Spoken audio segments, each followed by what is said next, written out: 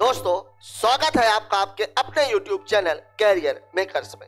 SSC GD previous year series में आज हम बात करेंगे रीजनिंग के 27वें पेपर की, जो लिया गया था दिनांक 23 जनवरी को 2:30 से 3:30 के बीच में। आइए देखते हैं इस पेपर में कैसे सवाल पूछे गए थे। पहला सवाल नॉन वर्बल रीजनिंग से है। सवाल में आपको ये देखना है, केवल दो ही फिगर है बस। देखिए सी कैसे घूम रहा है, 90 डिग्री 90 डिग्री 90 डिग्री, यहां से यहां, फिर यहां से यहां, फिर यहां, फिर यहां। अब इसके बाद ऊपर जाएगा। अब देखिए 90 डिग्री एंटी क्लॉक घूम रहा है, 90 degree anti clock, 90 degree anti clock, 90 degree anti clock, 90 degree anti clock घूमेगा तो मामला देखिए यहां से ये हुआ है तो यहां से ये होगा। अब इसकी पोजीशन क्या रहेगी, देखिए यहां से ये कहां जा रहा है, इस जगह पर, तो यहां से कहां जाएगा, इस जगह पर, और ऐसे बनेगा। इस जगह पर यहां पर है, यहां पर है, यहां पे नहीं है, यहां पे नहीं है, मतलब दूसरा गलत, चौथा गलत। ऑप्शन या तो पहला है और या तो तीसरा है। अब हम देखते हैं भी को। भी देखिए, भी घूम रहा है 90 degree clockwise clockwise clockwise clockwise clockwise. देखिए यहां पर, यहां से अब ये ऐसे होगा, ऐसे होगा, इस तरफ मुंह रहेगा, इस तरफ मुंह किसमें है, केवल तीसरे में।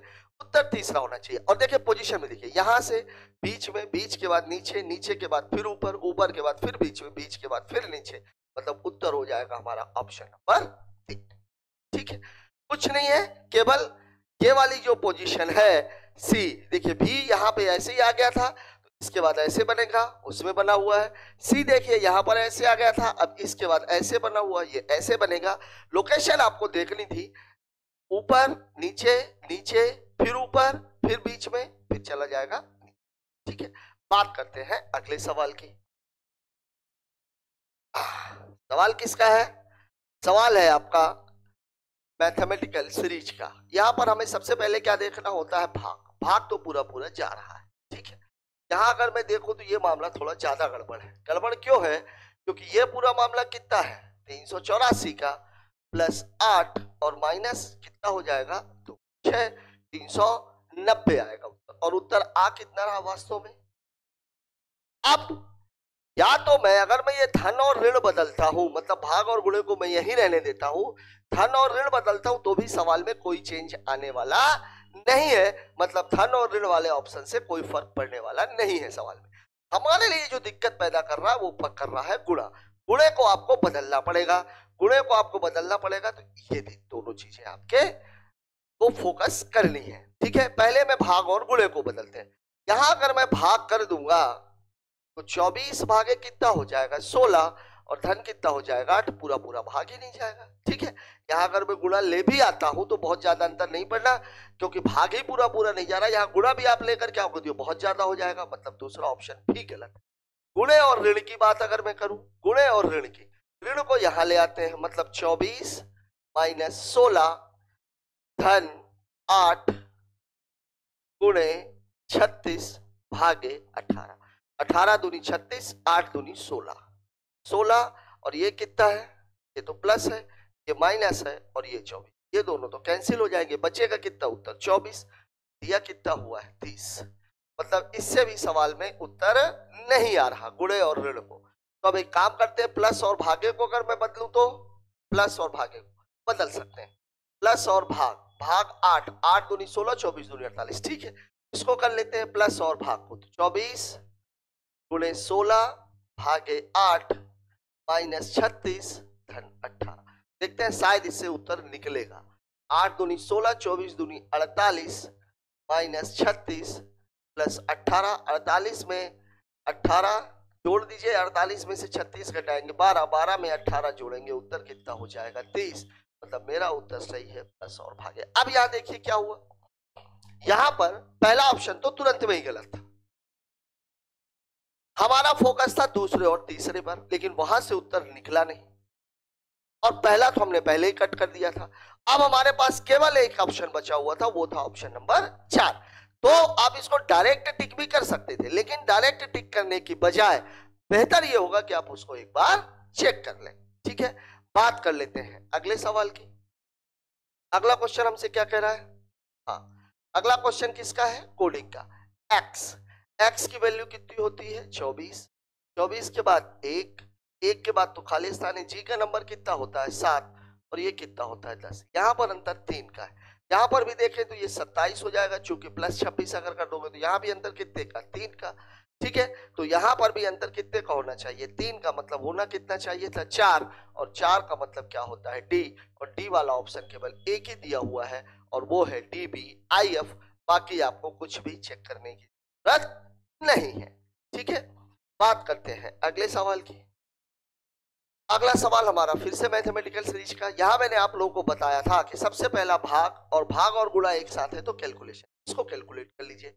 6 दूनी 12, 39 दूनी 78, ये तो क्लियर है। अब ये कितना है धन 125 और ये कितना है 785। अगर मैं इसको हल करता तो ये कितना हो जाता 660 और प्लस 78। ठीक है, तो ये मामला कितने का है 574 का, मतलब मामला कुछ गड़बड़ है। ठीक है, भागे 6 है। अगर मैं गुणे और अगर ये प्लस और माइनस को अगर मैं बदलूं, प्लस को इधर ले जाऊं माइनस को इधर ले जाऊं, कोई फर्क नहीं पड़ना, मतलब माइनस और प्लस को चेंज करने से कोई अंतर आने वाला नहीं है। ठीक है, अब अगर मैं गुणे और भाग को अगर मैं बदलूं, गुणे को यहां ले जाऊं भाग को यहां ले जाऊं तो 39 है, 12 6 72, 13 से कोई कटेगा नहीं, तो गुणे और भाग से भी कोई अंतर नहीं आने वाला। अब आपके पास ऑप्शन 2 बचे हैं, धन और भाग, गुणा और धन। अब आप देखिए गुणा और धन, धन और भाग को अगर मैं धन की जगह पर ले जाता हूं तो 125 में 12 का भाग नहीं जाएगा, ये भी उत्तर नहीं हो सकता। गुणा और धन को यहां, गुणे को यहां। ठीक है, इससे कुछ निकलेगा क्या 6 दूनी 12, 125 दूनी 250। ठीक है, इसको करके देखिए 785 माइनस 125 गुणे 12 भागे 6 और धन 39। 6 दूनी 12, 125 दूनी 250, 725 माइनस 250 घटाएंगे तो कितना आ जाएगा 535 और प्लस 39, मतलब उत्तर हो जाएगा 574। यही आपके सवाल का। ठीक है, यहां पर हमने इसको कैलकुलेट किया, कैलकुलेट करने के बाद देखा ऋण और धन से कोई फर्क पड़ने वाला है नहीं, तो ऋण और धन हमने पहली बार में इकट्ठ कर दिया। गुणे और भाग में चिक्कर ये था कि भाग में अगर 39 नीचे चला जाएगा तो 39 को काटने के लिए कोई संख्या आपके पास अवेलेबल नहीं है, इसलिए गुणे और भाग से भी कोई सवाल नहीं है। ऋण और धन तो पहले ही कट हो चुका है। धन और भाग को अगर मैं धन की जगह लेके जाऊंगा तो 125 में 12 का भाग नहीं जाएगा, इसलिए ये भी उत्तर नहीं हो सकता। इसलिए हमारा उत्तर कौन सा, ऑप्शन नंबर 1। ये हमने देख के पता लगा लिया, लेकिन बाद में हमने उसको हल भी कर लिया। ठीक है, बात कर लेते हैं अगले सवाल की। एक निश्चित कूट भाषा में क्रैब 3 को 8, 18 को 22। देखिए क्रैब 3 से क्या बना है 8, आर कितना है 18, 18 से क्या बना है 22, फिर 1 से क्या बना है 6, फिर 22 से क्या बना है 26, और फिर 5 से क्या बना है, यहां पर कितना है +5 +4 +5 +4।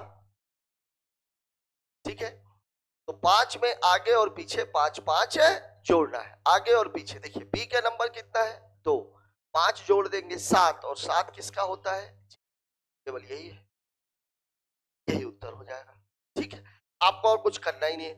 वाई का नंबर कितना होता है 25, इसमें 5 जोड़ दूंगा कितना हो जाएगा 30, 30 में 26 घटा देंगे कितना आ जाएगा 4, और 4 किसका होता है डी का। क्या हुआ, आपको बाकी कुछ चेक करने की जरूरत ही नहीं थी, केवल यहीं से पहले वाले से ही आपका उत्तर निकल रहा था। ठीक है, बात कर लेते हैं अगले सवाल की।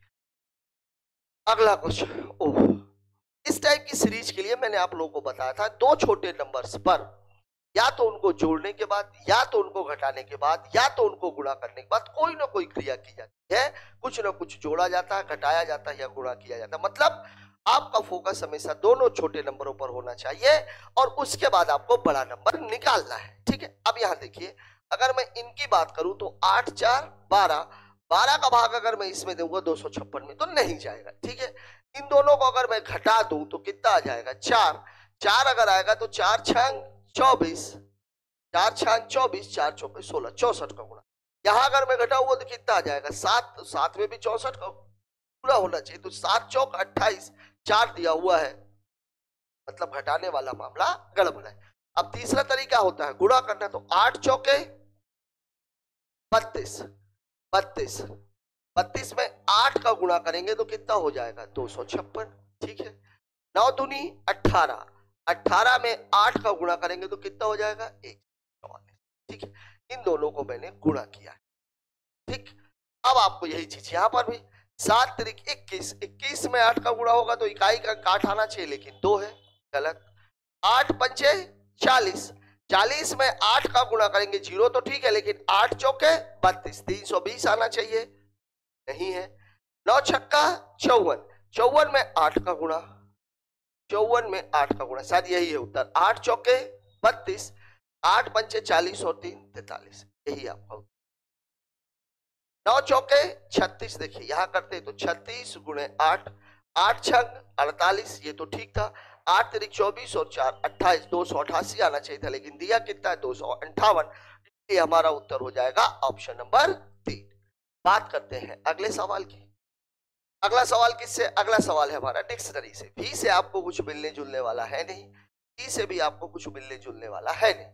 अब देखिए यहां पर, आप देखिए यहां पर आपका क्या है, एच है, आर है, जी है, एन है, आई है। पहले नंबर पर आता है जी, दूसरे नंबर पर आता है एच, तीसरे नंबर पर आता है आई। जी एच आई, फिर आएगा एन और फिर आएगा आर। ये पूरा मैं कर इसलिए रहा हूं कि आप लोगों को आदत पड़ जाए। देखिए ये 3, फिर 3 के बाद 1, फिर 1 के बाद 5, फिर चौथे नंबर पर है 4 और 5वें नंबर पर है 2। 315 42, 315 42, ये है आपका ऑप्शन नंबर 2, ठीक है। बात कर लेते हैं अगले सवाल की। अगला क्वेश्चन किससे है? ब्लड रिलेशन से। ब्लड रिलेशन में ये वाला जो चिन्ह है, ये इसके बारे में बता रहा है। ये बार बार मैं आप लोगों को इसलिए बता रहा हूं, यद्यपि अभी तक के सारे सवाल इसमें ऐसे ही आए, लेकिन सवाल इसमें ऐसा भी आ सकता है कि आपको बोल रहा है a प्लस बी का अर्थ है ए बी का पिता है, तो कई बार इसको ये ऐसे भी पूछता है कि बी ए का पिता है, मतलब ये वाला चिन्ह इसके बारे में बताता है, ठीक है। अब देखिए सवाल में पहले नंबर पे क्या है, P माइनस आर। माइनस का मतलब है P आर की पत्नी है, P आर की पत्नी है, तो ये पुरुष होगा, ये। फिर दूसरे नंबर पर है आर गुणे क्यू। आर गुणे क्यू मतलब आर क्यू का भाई है, लेकिन क्यू के बारे में नहीं बताया कि वो लड़का है कि लड़की है। फिर क्या बोल रहा है, Q plus S, Q plus S. Plus किसके लिए है? प्लस किसके लिए है? क्यू एस का पिता है। यहां पे आपको क्लियर हो गया एस क्या है, क्यू की पत्नी कौन है, ये इसमें नहीं बताया। निम्नलिखित में से कौन सा कथन सत्य है? पी क्यू की भाभी है, बिल्कुल सही।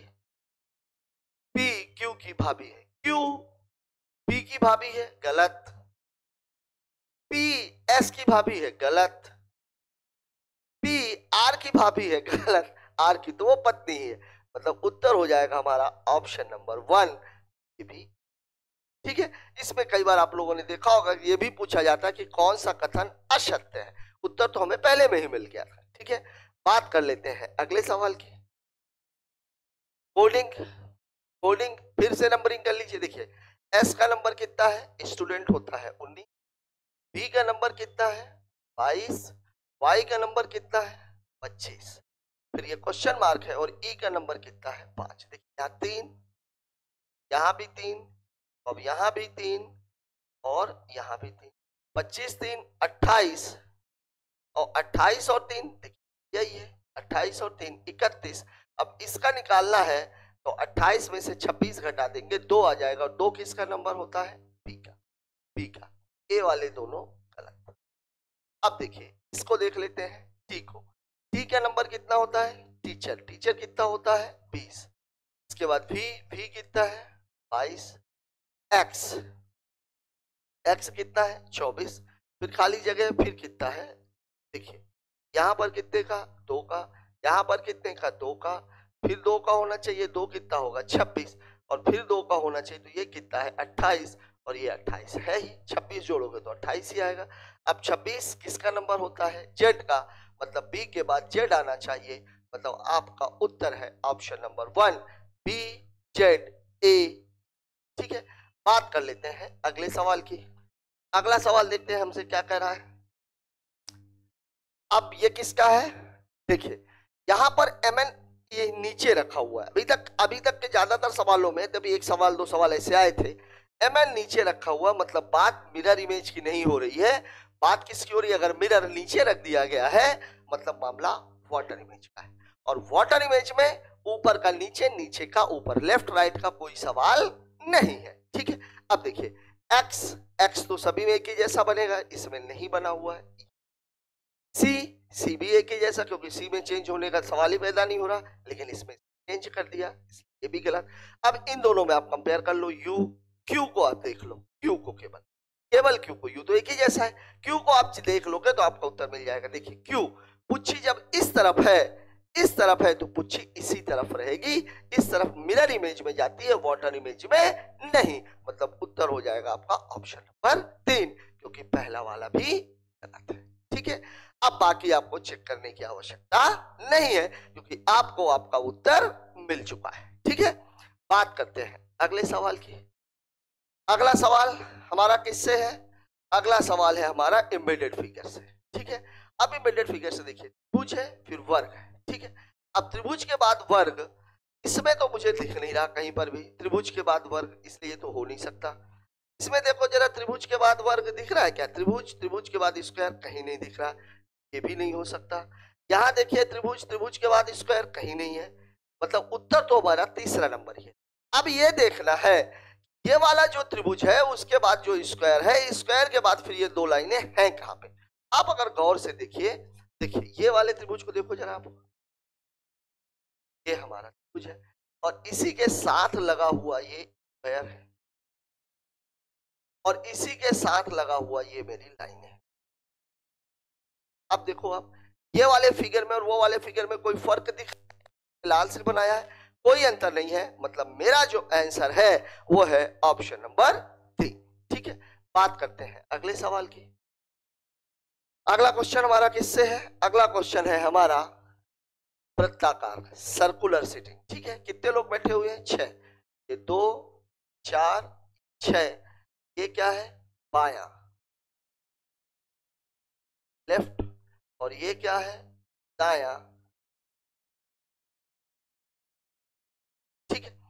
अब देखिए प्रेम, नोलल और सूरज, देखिए ध्यान दीजिएगा, प्रेम को मैं P लिखूंगा, नोलल को मैं N लिखूंगा, सूरज को मैं S लिखूंगा, ठीक है। मधु को मैं M लिखूंगा, वैसे वो ऐसा ही बताता ही है। सूरज मधु कितने लोग हो गए, स्टीव अब S आप लिख चुके हो तो इसको मैं ST लिख दूं, ठीक है। कितने लोग हो गए, 1 2 3 4 5, छठवां कौन है भाई, स्टीव 1 2 3 4 5, प्रेम नोनल सूरज मधु प्रेम,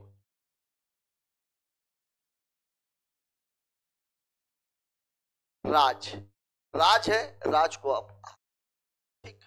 अब देखिए सवाल को लगाते हैं, प्रेम नोनल और सूरज के ठीक बगल में है, मतलब क्या हुआ, ये दोनों के बीच में है। कोई आदमी दो लोगों के बगल में तभी हो सकता है जब वह ठीक बीच में बैठा हुआ है, मतलब प्रेम नोनल और सूरज, नोनल और ये मैंने क्यों बनाया, क्योंकि अब अपने को ये पता नहीं है कि नोनल और सूरज किस तरीके से। मधु प्रेम के दाईं ओर तीसरे स्थान पर बैठी है, प्रेम के दाईं ओर 1 2 3, यहां पर कौन बैठा हुआ है, मधु प्रेम के दाईं ओर तीसरे स्थान पर बैठी है। सूरज मधु के दाईं ओर दूसरे स्थान पर है, सूरज मधु के दाईं ओर दूसरे स्थान पर है। अब देखिए मधु के दाईं ओर 1 और 2, यहाँ पे कौन बैठा हुआ है, सूरज, मतलब यहाँ पर नोनल नहीं है, और नोनल नहीं है मतलब यहाँ पर सूरज नहीं है, ठीक है। सूरज मधु के दाईं ओर दूसरे स्थान पर बैठा, ठीक है। राज मधु और नोनल के ठीक बगल में है, फिर वही बात, इन दोनों के बीच में, राज मधु और नोनल के ठीक बगल में है, मतलब राज यहां पर हो जाएगा, ठीक है। स्टीव नोनल के दाईं ओर तीसरे स्थान पर है, स्टीव नोनल के दाईं ओर तीसरे स्थान पर बैठा है, तो 1 2 और 3, यहां पर कौन बैठा हुआ है, स्टीव, ठीक है। स्टीव नोनल के दाईं ओर तीसरे स्थान पर बैठा है, प्रेम स्टीव के दाईं ओर दूसरे स्थान पर बैठा है, प्रेम स्टीव के दाईं ओर दूसरे स्थान पर बैठा है, ठीक है। इनमें से कौन राज और प्रेम के ठीक बगल में है, मतलब राज और प्रेम के बीच की बात हो रही है, तो राज और प्रेम के बीच में बैठी हुई है नोलन, और आपका उत्तर हो जाएगा ऑप्शन नंबर 2, ठीक है। बात करते हैं अगले सवाल की। अगला क्वेश्चन हमसे क्या कह रहा है, फिर से आ गया किसका, सिटिंग का, लेकिन इस बार सिटिंग कौन सी है, वर्गाकार मेज। वर्गाकार मेज ये होती है, आप देखते हैं सबको बीच बीच में बैठाया हुआ कि किनारे पर भी बैठा रखा है, चारों ओर केंद्र की ओर, इनमें से कुछ कोनों पर बैठे हैं, कुछ भुजाओं के ठीक मध्य पर बैठे हैं, ठीक है। कीर्ति सुमन कितने लोग हैं, 1 2 3 4 5 6 7 और 8, तो इसमें 4 लोग तो यहां बैठे रहेंगे, 4 लोग तो यहां रहेंगे, और 4 लोग कहां रहेंगे, बीच में, ये बीच में, ठीक है।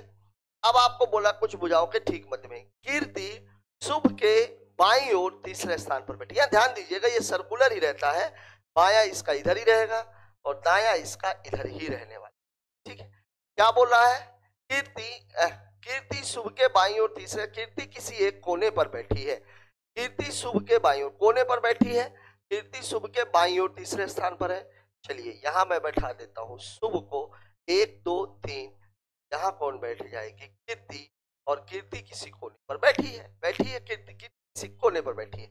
कनक परी के दाईं ओर दूसरे स्थान पर है, परी किसी कोने पर नहीं बैठी है, कनक परी के दाईं ओर, परी किसी कोने पर, अगर मैं परी को यहां बैठाऊंगा तो फिर कनक को यहां बैठाना पड़ेगा, यहां तो बैठ ही नहीं सकती, परी किसी कोने पर नहीं बैठी, कनक परी के दाईं ओर दूसरे स्थान पर है, परी किसी कोने पर नहीं बैठी, अगर मैं परी को, तब फिर परी को यहां बैठाना पड़ेगा, और कनक कहां बैठी हुई है, परी के दाईं ओर दूसरे स्थान पर, ठीक है। परी किसी कोने पर नहीं बैठी है, परी बीच में आ गई, ठीक है। बीच वाली लगभग तीनों जगह भर चुकी है, ठीक। फिर क्या बोल रहा है, परी कीर्ति के ठीक बगल में नहीं बैठी है, ठीक है। सुमन चारू के ठीक बगल में बैठी है, सुमन चारू के ठीक बगल में बैठी है, मतलब ये दोनों यहां पर होंगी, सुमन चारू के ठीक बगल। सुमन किसी भी भुजा के ठीक मध्य में नहीं बैठी है, देखिए 2 लोगों के लिए जगह यहीं पर है, तो मध्य में नहीं बैठी है, मतलब सुमन यहां पर बैठ जाएगी और चारू पर बैठ जाएगी, क्यों, क्योंकि सुमन बीच में नहीं बैठती, 2 लोगों के लिए जगह चाहिए थी, 2 लोग और कहीं पर है नहीं, अब केवल एक जगह बची है, सुमन किसी भुजा, सुमन और श्लोक के बीच में केवल 3 लोग हैं, सुमन और श्लोक के बीच में केवल 3 लोग हैं, देखिए 1 2 3, मतलब यहां पर कौन बैठेगा, ठीक है। अब आपको पूछ क्या रहा है, कनक के ठीक बगल में कौन बैठा है, कनक के ठीक बगल में एक बैठा हुआ है कीर्ति, और एक है श्लोक, कीर्ति और श्लोक, कीर्ति और श्लोक, श्लोक तो ऑप्शन में दिया नहीं है, मतलब उत्तर क्या हो जाएगा, ठीक है। बढ़िया सवाल कहा जाएगा, मुझे ऐसा लगता है कि ये सवाल इसके पहले आ चुका है, ठीक है, पता नहीं सही है कि गलत है, लेकिन इसके पहले ये सवाल किया जा चुका है। बात करते हैं अगले सवाल की। यहां पे देखिए क्या है मामला, यहां पर है 1, फिर 9, 40, फिर 169, और फिर 1 से शुरू हुआ है, 169 में क्या है, ऑप्शंस भी बड़े बड़े हैं, मतलब मामला निश्चित तौर पर गुणे का होना चाहिए, ठीक है। देखिए ये लगभग कितने गुना है, 4 गुना, ठीक है, ये 4 गुना है, तो इसको भी अगर मैं 4 ही गुना कर दूं तो, और फिर इसको भी मैं 4 गुना कर दूं तो, फिर ये भी 4 गुना होना चाहिए, पहला ऑप्शन तो, ठीक है। अब 4 एकम 4, अब इसको कितने करने का पड़ेगा, 5, 9 चौके 36, यहां पर भी कितना, 5, 4 एकम 4, यहां पर भी कितना, 5, अब इसका 4 का गुणा कर लीजिए, 4 नहीं है 36, 5 ही होना चाहिए, 4 नहीं है 36, 4 6 24 और 3 27, 4 एकम 4 और 2 6, इसमें 5 जोड़ देंगे, उत्तर हो जाएगा 600, क्या है, ऑप्शन नंबर, ये आपको पता कैसे लगा, देखिए 1 से शुरू हो रहा था 169 और फिर इसके आगे ही जा रहा है, मतलब एक चीज तो कंफर्म है कि मामला एडिशन का नहीं, एडिशन का नहीं होगा तो मामला किसका होगा, मल्टीप्लिकेशन का। और मल्टीप्लिकेशन में हमने ये देखा कि ये लगभग लगभग 4 गुना है। तो अब या तो ये 3 होना चाहिए, या तो 4 होना चाहिए, या तो 5 होना चाहिए। 9/45 हो नहीं सकता, 9 तिरिक 27 बहुत छोटा हो रहा है, तो इसको भी हमने 4 ले लिया। और जब ये भी 4 है, ये भी 4 है, तो ये भी 4 होना चाहिए। अब एक में 4 का गुणा करेंगे 4 आएगा, लेकिन 9 बनाने के लिए मुझे 5 का गुणा करना पड़ेगा। फिर इसमें भी 9 चौक 36 और 5 41। मतलब एक चीज ये कंफर्म हो गई कि गुणे 4 प्लस 5 का मामला है। बस यही चीज, गुणे 4 प्लस 5 किया, उत्तर कितना आ गया मेरा 681। ठीक है, बात करते हैं अगले सवाल की। अगला सवाल हमसे क्या कह रहा है, किसी कूट भाषा में ह्यूमन को ये लिखा जा रहा है। ठीक है, बींग को ये लिखा जा रहा है, उसी कूट भाषा में नर्स को, इससे तो नहीं बना हुआ नर्स, एस कहीं आया ही नहीं है। ह्यूमन देखिए 8 को 8 ही किया, यू भी, एम को यमी किया, ए बी, फिर मतलब एक को बदला हुआ, पहला सेम है, दूसरा एक आगे है, फिर आई का आई है। देखिए अगर आप देखोगे इसको, देखिए बड़ा टाइप का क्वेश्चन है। एच को उसने एच ही रहने दिया, यू को भी बना दिया, फिर एम को एम ही रहने दिया, ए को भी बना दिया, और एन को एन दिया। मतलब एक तो इसको बदला गया है, एक तो इसको बदला गया, बाकी तीन सेम है। देखिए एन आर ई सभी में देगा। देखिए इसका क्या हो जाएगा, यू का भी और एस का टी, यहाँ पे N as it is, R as it is, N भी आर टी ई, एन भी आर टी ई क्या हुआ है आपको ऑप्शन नंबर। ठीक है, थोड़ा सा ट्रिकी क्वेश्चन था, सवाल में कोई दम नहीं है। ठीक है, बात कर लेते हैं अगले सवाल की। अगला question aptitude, P Q T U I J T U U V, बिल्कुल एक एक अंतर, A B T Q T U I J T U U V D E E F, बिल्कुल एक एक अलग। तो ए का बी, एन का ओ बी, एम ओ का पी का एच, वाई का जेड। बी और जेड आप देख लीजिए, बी और जेड इसमें है सवाल में, B O B M P H. ठीक है, बात कर लेते हैं अगले सवाल की। अगला सवाल फिर किससे है हमारा, non verbal reasoning. Non verbal reasoning में पेपर कटिंग एंड फोल्डिंग का मामला। देखिए अब ये वाला मामला तो ऐसा ही रहेगा, अगर मैं इसको ऊपर करूंगा ये चीज पलट जाएगी। मतलब ये जो चिन्ह है, ये जो चिन्ह है, इसमें आंखें जो ऊपर थी वो आंखें कहां पहुंच जाएंगे, नीचे, और चेहरा कहां पहुंच जाएगा। ठीक है, और ये वाला जो हिस्सा ये एज इट इज रहने वाला है, क्यों, क्योंकि सी है, सी तो बदलता ही नहीं। अब इसी को जब आप इधर लोगे, इधर लोगे, जब आप इसको खोलोगे खोलोगे तो ये वाला हिस्सा इधर आ जाएगा। मतलब ये जो चेहरा है, ये आंखें यहीं पे रहेंगी, यहीं पे रहेगा, ये वाला जो हिस्सा है वो ऐसे आ, इसको भी जब आप खोलोगे तो यही रहने वाला है, और ये वाला जो हिस्सा है, अब आप देख लीजिए कहां पर है उत्तर। ठीक है, अब आप देखिए दूसरे में, तीसरे में देखो आप, चारों तो सेम सेम चेहरे बने हुए हैं, गलत। इसमें भी चारों सेम सेम चेहरे बने हुए हैं, गलत। इसमें चेहरा सही है, चेहरा सही है, लेकिन ये देखिए ये इसी तरफ है, ये भी इसी तरफ, इसलिए ये वाला भी गलत। ये वाला आपका सही है। आप देखो ये यहां था, ये इधर चला गया, ये यहां था, ये इधर चला गया, और चेहरे भी दोनों क्या है, उल्टे हैं। तो आपका उत्तर हो जाएगा ऑप्शन नंबर 1। ठीक है, बात कर लेते हैं अगले सवाल की। इस सवाल देखिए, कप किससे बनता है, क्रॉकरी से। तो शार्पनर किससे बनता है, शार्पनर आप बोलते ही हो उसको, हिंदी में क्या बोलते हैं हम उसको, रबड़। ठीक है, क्यों, शार्पनर नहीं, गलत। शार्पनर तो उसको बोलते हैं ना यार जिससे पेंसिल छीली जाती है।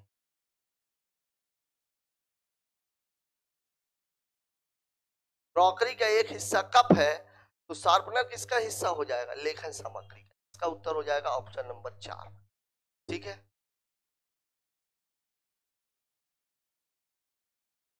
निम्नलिखित में से कौन सी संख्या दी गई श्रृंखला में प्रश्न चिन्ह के स्थान पर आएगी। क्या क्या दिया हुआ है, 2, 12, 36, क्वेश्चन मार्क, 150। ये कितने का अंतर है, 10 का। ये कितने का अंतर है, ये कितने का अंतर है, 150, 150, 102 का। तो 2 का ही है ना, ये कितने का अंतर है, क्या कुछ नहीं। चलो इसी को आगे बढ़ा,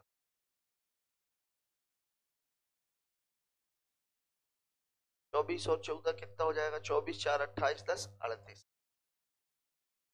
वाला, 38 4 42 42 10 52, और फिर 14 52 4, गड़बड़ हो रहा है मामला, 14 14 का तो मामला है नहीं।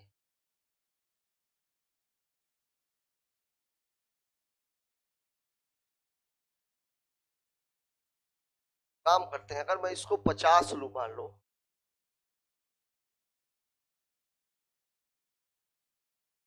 यहाँ कितने का अंतर आ जाएगा, 14 का, 10 24 हो नहीं सकता, गलत है। अगर मैं 80 लूं तो, 60 लूं तो 24 ही आएगा, नहीं। ठीक है, ये तो बढ़ रहा है, 10 24 102, मतलब ये डिफरेंस तो बढ़ना चाहिए। अगर मैं 50 लेता हूं तो अंतर कितने का आ रहा है, 14 का, नहीं हो सकता। 60 ले रहा हूं तो 24 का ही आ रहा है, नहीं हो सकता। मतलब अगर 80 लूं तो हो जाएगा 36 4 40 44 का।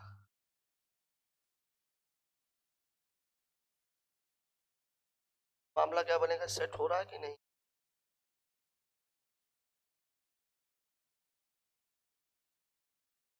अगर यहां मैंने 80 लिया, 44 70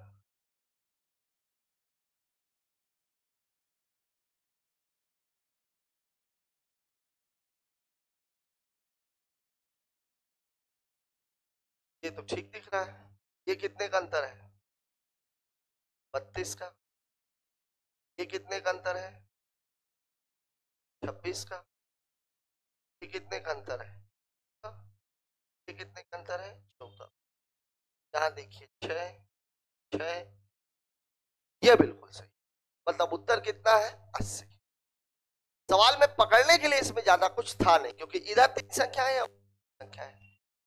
अब पकड़ने के लिए कुछ नहीं था, तो आप पकड़ोगे क्या, इसमें 10 और 24 है, यहाँ पर डिफरेंस 102 का, मतलब 100% ये कि डिफरेंस लगातार बढ़ रहा है, डिफरेंस लगातार बढ़ रहा है। अब ऑप्शन पे जाइए आप, अगर मैंने 30 लिया होता तो कुछ हो ही नहीं सकता था। 50 मैंने लिया तो ये जो डिफरेंस है ये कितने का आ रहा था, 14 का, मतलब ये भी नहीं हो सकता। 60 लेने पे डिफरेंस 24 का आ रहा था, मतलब ये भी नहीं हो सकता।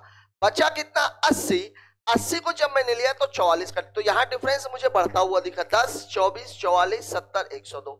अब अपनी खुशी के लिए मैंने इसको एक बार और चेक किया, तो सवाल वास्तव में जो डिफरेंस दिया हुआ है वो तीसरे स्टेप पे आ रहा है, और कितना आ रहा है, 6 6 आ रहा है। बात कर लेते हैं अगले सवाल की। अगला क्वेश्चन किसका है, अगला क्वेश्चन है हमारा सिलॉक्स का। अगला क्वेश्चन है हमारा सिलॉक्स का। आप देखिए सिलॉक्स में क्या बोल रहा है। सिलॉक्स में मैंने आप लोगों को बताया था कि इसमें 2 चीजें हैं। सबसे पहला पदों का नंबरीकरण, उनका नंबर देना। फिर दूसरे नंबर पर क्या देखते हैं, निष्कर्ष एक कथन से है कि 2 कथन से। अगर एक कथन से है केवल 2 चीजें, सकारात्मक से सकारात्मक, नकारात्मक से नकारात्मक। अगर एक से ज्यादा कथनों से है तो फिर आपको मध्य पद देखना है। मध्य पद का मान किसी न किसी एक कथन में 100 होना आवश्यक है। ठीक है, आप देख लेते हैं इसमें क्या किया है। देखिए तकिए की पहले सभी लगा, मतलब वैल्यू कितनी है, 100। बिस्तर के बाद है लगा, मतलब वैल्यू है 50। बिस्तर के पहले कुछ लगा, मतलब वैल्यू 50। अलमारी के बाद है लगा, मतलब वैल्यू 50। अलमारी के पहले सभी लगा, वैल्यू 100। लकड़ी के पहले है लगा, मतलब 50 का। अब देखिए मिडिल टर्म ये है और ये मिडिल टर्म वैलिड नहीं है, ये मिडिल टर्म वैलिड है। ठीक है, मतलब पहले और दूसरे से कोई निष्कर्ष नहीं निकल सकता, दूसरे और तीसरे से निष्कर्ष निकल जाएगा। पहले दूसरे और तीसरे तीनों को मिला करके भी कोई निष्कर्ष नहीं निकल सकता। अब देखिए निष्कर्ष निकला किससे, कुछ बिस्तर तकिए हैं, बिस्तर और तकिया केवल पहले से है। ठीक है, सकारात्मक सकारात्मक, बिस्तर की वैल्यू 50, यहाँ पर भी बिस्तर की वैल्यू 50, मतलब ये सही है। कुछ अलमारी बिस्तर है, केवल दूसरे से निकला हुआ है, सकारात्मक सकारात्मक, दोनों की वैल्यू 50 50 है। यहाँ पर भी दोनों की वैल्यू 50 50 है, ये वाला भी सही है। सभी लकड़ी अलमारी है। अब इसमें देख लीजिए यहाँ पर भी केवल इसी से निकला हुआ है, लकड़ी की वैल्यू यहाँ 50 है, लेकिन यहाँ कितनी है, 100 है, मतलब ये वाला गलत है। निष्कर्ष 1 और 2 सही है और ये दिया हुआ है आपको ऑप्शन नंबर 2 में, मतलब मैं ये कह सकता हूं कि मेरा ऑप्शन नंबर 2 सही है। ठीक है, बात करते हैं अगले सवाल। साथियों यहां पे आकर हमारा ये पेपर खत्म होता है। पेपर को हमने काफी अच्छे से डिस्कस किया, काफी बढ़िया क्वेश्चंस भी थे। यद्यपि अभी तक जो सवालों का जो ट्रैक है वो नहीं बदला है। उन्हीं टॉपिक से सवाल पूछे जा रहे हैं जहां से पहले टॉपिक से सवाल पहले पेपर में पूछे गए थे। एक आध टॉपिक इधर उधर बस हो रहा है। मुझे आशा ही नहीं, पूरा भरोसा है कि अभी तक की जो हमारी सीरीज चल रही है ये न केवल आपके लिए ज्ञानवर्धक साबित हो रही होगी बल्कि आपके अंदर की कमजोरियों को भी दूर कर रही होगी। मेरा ये सोचना कहां तक सही है कमेंट बॉक्स में जाकर जरूर बताएं। मिलते हैं कल एक नए पेपर के साथ, तब तक के लिए जय हिंद।